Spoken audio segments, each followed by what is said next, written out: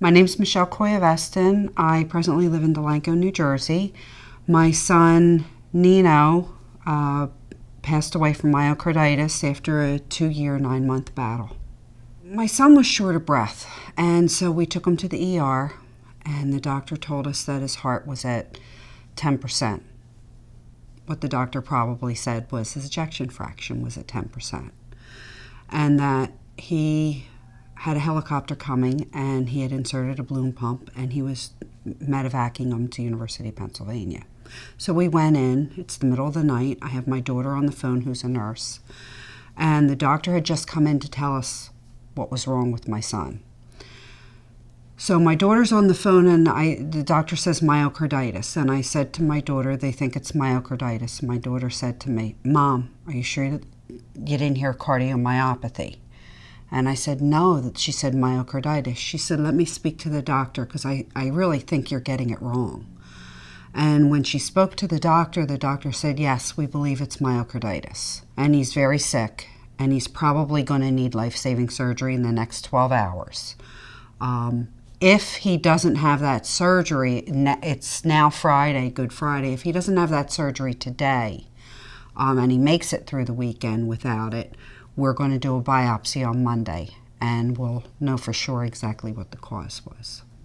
So Easter morning, which was that Sunday, he had his first open heart. They installed a left VAD because the left side of the heart had ceased to function. They got a really good biopsy. So the next day they told us he had giant cell myocarditis, and I didn't know what it was. I had no concept.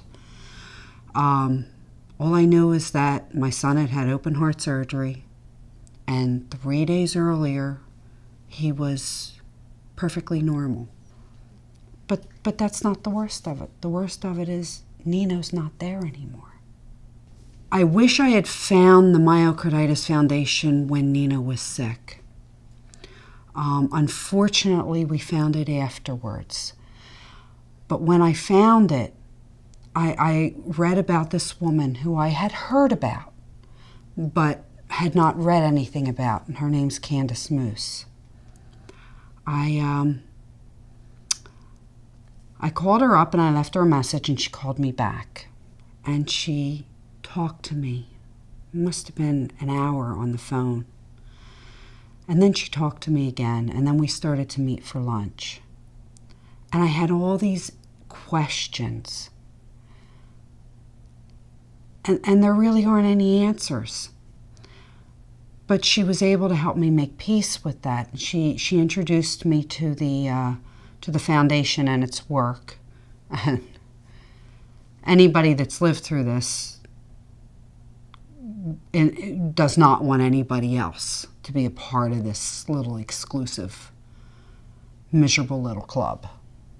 You know, nobody should ever endure this. I think to help the goals of the foundation, which ultimately is to save lives, it's not to help a kid learn additional artistic ability or expand on their soccer playing. It's to save your child or the next child's life, because you're not untouchable.